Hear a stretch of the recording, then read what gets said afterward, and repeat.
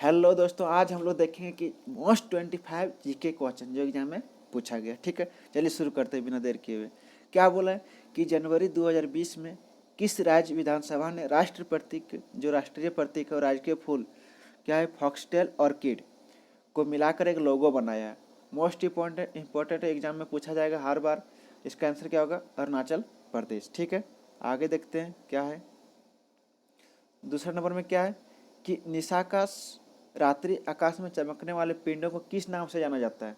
तो किस नाम से जाना जाता है भाई? खगोलीय पिंड के नाम से जाना जाता है। ठीक है, उल्का पिंड नहीं मार दीजिएगा। तीसरा में देखिए कि निम्नलिखित में से किस राज्य में माधवपुर मेला मनाया जाता है? तो लगता है, तो माधवपुर जो मेला है वो कहाँ पर लगता है वो आप लोग को समझना है। ठीक है, तो कहाँ पर लगता है भाई? सॉरी, कहाँ पर लगता है वो समझना है। तो देखिए माधवपुर मेला ये मोस्ट इंपॉर्टेंट, बार बार पूछा जाएगा क्योंकि मेला और पूछा जाता है। ठीक है, तो इसका आंसर क्या होगा? गुजरात। माधवपुर मेला कहाँ पर लगता है? गुजरात में लगता है। कहाँ पर लगता है? गुजरात में। चलिए शुरू करते हैं, आगे देखते हैं। क्या बोला कि जो किंग, जो विंग्स इंडिया है, विंग्स इंडिया 2020 का जो आयोजन हुआ था वो कहाँ पर हुआ था? कहाँ पर हुआ था मतलब कौन सा हवाई अड्डा पर हुआ था? तो बताइए कौन सा हवाई अड्डा पर हुआ था? तो कौन सा हवाई अड्डा पर? बेगमपेट हवाई अड्डे पर हुआ था विंग्स इंडिया 2020। एनटीपीसी में भी क्वेश्चन पूछा जा सकता है ये वाला, और रेलवे में भी पूछा जा सकता है। ठीक है, 2020 का बात है। ठीक है, आगे देखते हैं। 5वां नंबर देखते हैं क्या बोलता है। सो 5वें नंबर में बोला क्या कि 5वें नंबर में बोल रहा है कि निम्नलिखित में से किसे पहले द लेडी वेलिंगटन पार्क के रूप में जाना जाता है? तो द वेलिंगटन पार्क के रूप में किसे जाना जाता है? द लेडी वेलिंगटन पार्क, टानो वेलिंगटन पार्क किसे जाना जाता है? तो लोधी गार्डन को क्या कहा जाता है? The Wellington park. ठीक है, आगे देखते हैं। 6ठा नंबर में क्या बोल रहा है भाई? क्या बोला कि द निम्नलिखित त्योहारों में से किसका अर्थ मेरी मेकिंग ऑफ द गॉड्स है? मेरी मेकिंग ऑफ द अर्थ मतलब कौन सा त्योहार इसमें से है कि जिसका अर्थ है मेरी मेकिंग ऑफ द गॉड्स? तो लाई हरोबा जो त्योहार है उसका जो अर्थ है वो क्या अर्थ है भाई? मेरी मेकिंग ऑफ द गॉड्स। अब आगे क्या बोला? 7वें नंबर में बोला कि जो हर्यक वंश के शासक अजात शत्रु किसका पुत्र था? मोस्ट इंपॉर्टेंट है भाई, मोस्ट इंपॉर्टेंट, एग्जाम में पूछा ही जाएगा। ठीक है, तो हर्यक वंश का जो शासक है अजात शत्रु वो किसका पुत्र था? तो किसका पुत्र था? बिंबिसार का पुत्र था। ठीक है, किसका पुत्र था? बिंबिसार का पुत्र था। ठीक है, आगे देखते हैं। निम्नलिखित में से कौन कैसोरुकी प्राणी नहीं है? मतलब इसमें से कौन सा प्राणी जिसमें कैसोरुकी नहीं है? ठीक है, कैसोरुकी प्राणी नहीं है। तो पक्षी है, स्तनधारी और मछली भी है। तो इसमें से कौन नहीं है? घोंघा नहीं है। कौन नहीं है? घोंघा नहीं है। ठीक है, आगे देखते हैं।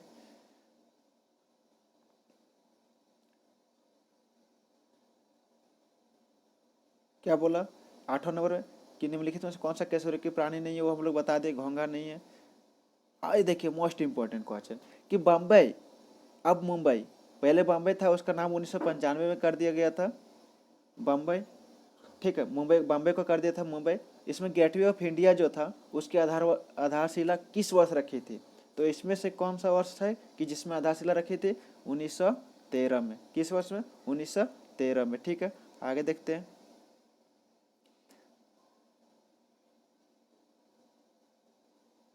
सॉरी, देखिए क्या बोल रहा है सर।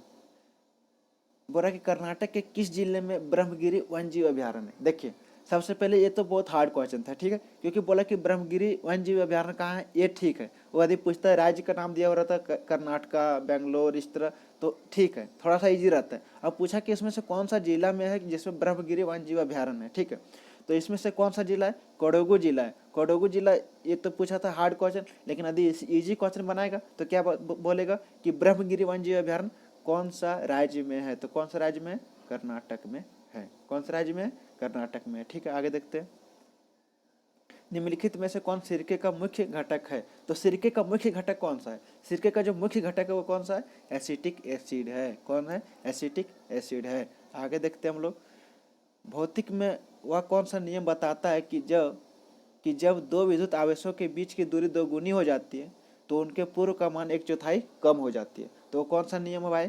कूलम्स का लॉ है। कौन सा है? कूलम्स का लॉ है, जिसमें होता है ना Q1 Q2 बटे R स्क्वायर, वही चीज़ है। ठीक है, आगे देखते हैं। बोर्रा गुफाएं भारत के पूर्वी तट पर निम्नलिखित पहाड़ियों में से किस पहाड़ी पर है? ठीक है, तो पहले बोरा पूछेगा, यहाँ पर देखिए बोर्रा गुफाएं कौन सा पहाड़ी पर है, तो कौन सा पहाड़ी पर है? अनंतगिरी पहाड़ी पर है। कौन सा पहाड़ी पर है? अनंतगिरी पहाड़ी पर। और ये इंपॉर्टेंट है, ये स्टैटिक जीके है, ठीक है, इसका दोहराने जाने की संभावना बहुत अधिक है। ठीक है, आगे देखते हैं।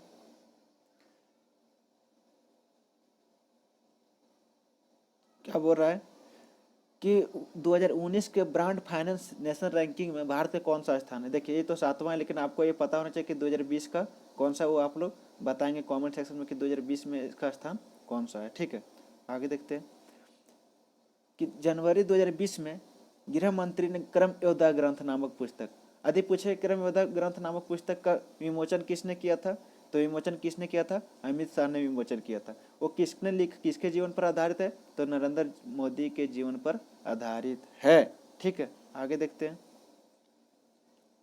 क्या बोला कि पुरातत्ववेत्ता आर नागास्वामी को किस देश के द्वारा रजत जयंती अंतर्राष्ट्रीय कला सम्मेलन में सम्मानित किया गया था? तो सबसे पहले देखिए यहाँ पर रजत बोला ना, रजत जयंती कब मनाया जाता है? ठीक है, रजत जयंती, जुबली जयंती होता है ना, सिल्वर जयंती, वो कब मनाया जाता है? ठीक है, वो तो बाद की बात है। सबसे पहले जो बोला पुरातत्वविद आर नागास्वामी को किस देश में सम्मानित किया गया था? बांग्लादेश में। इतना इंपॉर्टेंट नहीं क्योंकि ये एग्जाम में पूछा गया था, उस समय का करंट अफेयर था। ठीक है, आगे देखते हैं। निम्नलिखित में से किस देश ने प्रतिष्ठित हेस्टिंग्स अंतर्राष्ट्रीय शतरंज कांग्रेस का 95वां संस्करण आयोजन किया गया था? ये देखिए मोस्ट हार्ड क्वेश्चन था, इंपॉर्टेंट क्वेश्चन है, मोस्ट हार्ड क्वेश्चन था। ठीक है, तो बोला कि प्रतिष्ठित जो हेस्टिंग्स अंतर्राष्ट्रीय कांग्रेस का 95वां जो संस्करण हुआ था वो कहाँ पर हुआ था? इंग्लैंड में हुआ था। ठीक है, आगे देखते हैं।